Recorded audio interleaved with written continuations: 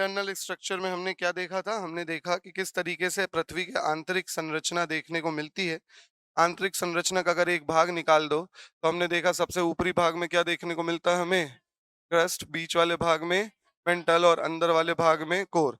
इन हर किसी को 2 भागों में बाँटा गया है। ऊपर वाले को क्या बोला जाता है? अपर क्रस्ट, नीचे वाले को इसी तरीके से अपर मेंटल और लोअर मेंटल, और इसको आउटर कोर और इनर कोर।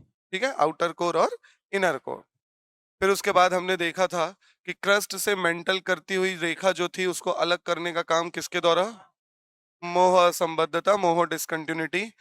मेंटल से कोर को अलग करने वाली रेखा गुटेनबर्ग हुआ करती थी। ठीक है, फिर उसके बाद अपर क्रस्ट को लोअर क्रस्ट से अलग करती हुई रेखा कोनोराड। फिर उसके बाद अपर मेंटल को लोअर मेंटल से अलग करते हुए रेपिटा। कौन सी? देखो, रेमन और रेपेटी दोनों नाम देखने को मिल जाता होगा, कहीं रेपेटी भी देखो तो कंफ्यूज मत हो जाना, दोनों नाम देखने को मिल जाता है। फिर उसके बाद आउटर कोर को इनर कोर से अलग करते हुए पूरा नाम लेहमन लेंसबर्ग देखने को मिलता है। तो अगर कहीं भी आप लोग लेहमन देखो तो भी आप लोग परेशान मत होना, लेहमन लेंसबर्ग पूरा नाम है। तो लेंसबर्ग डिस्कंटिन्यूटी, जैसे खुल्लर में देखोगे तो लेंसबर्ग लिखा है, बाकी जगह लेहमन्स लिखा है। तो ये अलग अलग नाम देखने को मिलते हैं, परेशान होने वाली बात नहीं है। तो लेहमन डिस्कंटिन्यूटी वहां देखने को मिलती है। चलो, तो ये सारी चीजें सेम ही है, कुछ परेशान होने वाली नहीं बात नहीं है। रहमन रेपेटी, इसको अपन को याद रखना है करले से, इस तरीके से याद हो जाएगी करले। करले से हमें कोनोराड, रेपेटी और लेमन्स लेंसबर्ग याद हो जाएगा। और यहाँ मग से हमने याद रखे थे मोहो और गुटेनबर्ग। फिर इसके बाद हमने देखे कि डेंसिटी धीरे धीरे जैसे ही नीचे जा रहे हैं, डेंसिटी क्या होती जा रही है? बढ़ते जा रही है, इंक्रीज होते जा रही है। 2, 4, फिर 11 से 14, इस तरीके से डेंसिटी देखने को मिलती है। वॉल्यूम वगैरह हमने सारी चीजें देख लिए थे आंतरिक संरचना में। इसको थोड़ा सा स्ट्रक्चर को देख लेते हैं और एक डायग्राम देखेंगे जो इंपॉर्टेंट है। पृथ्वी की संरचना के अध्ययन के मुख्य बल विभिन्न गहराई पर इसकी पर्वतीय संरचना, तापमान, घनत्व में भिन्नता, इन सारी चीजों पर आधारित है। अलग अलग तरीके की चीजें होते रहती हैं और दोनों तरीके के फोर्स काम करते हैं, इंट्रिंसिक फोर्सेस भी और एक्सट्रिंसिक फोर्सेस भी। दोनों तरीके के फोर्सेस इसमें काम कर रहे होते हैं, आंतरिक बल, एक्सट्रिंसिक फोर्स।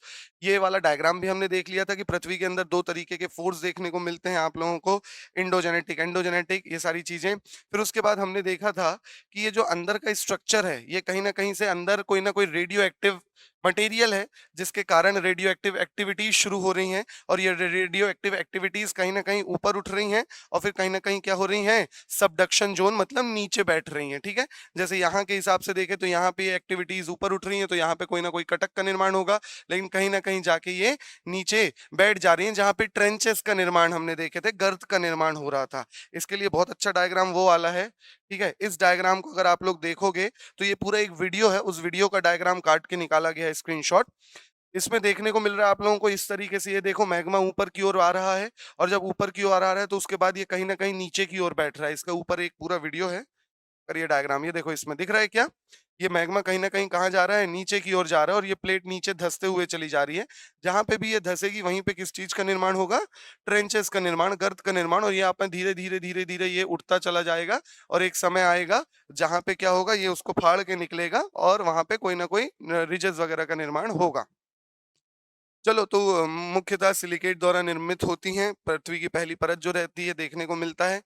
महत्वपूर्ण भूभौतिक सिद्धांत पर्वत निर्माण, समस्थैतिकी, पृथ्वी का संचालन तथा महाद्वीपीय विस्थापन आदि सभी पृथ्वी की परतीय संरचना पर निर्भर है। अभी तक जितनी हमने थ्योरीज पढ़े हैं, प्लेट टेक्टोनिक हो चाहे आपकी कॉन्टिनेंटल ड्रिफ्ट हो, वो कहीं ना कहीं पृथ्वी की लेयर्स पर निर्भर रहती है, पृथ्वी की परतों पर निर्भर रहती है।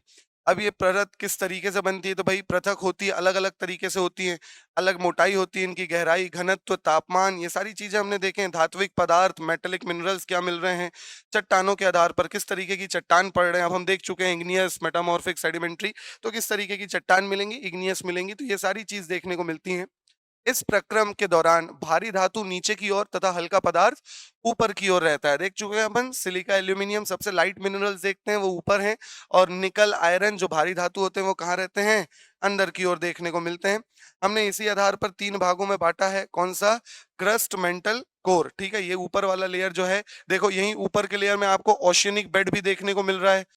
अगर आप चाहते हैं अपने कैरियर को एक नई दिशा देना और सुनहरे भविष्य को साकार करना, तो जुड़िए कंपटीशन कम्युनिटी के साथ। आज ही हमारे वेबसाइट के कैरियर पेज पर विजिट करें अथवा डिस्क्रिप्शन बॉक्स पर दिए गए लिंक पर क्लिक करें। हमेशा आपके साथ टीम कोको।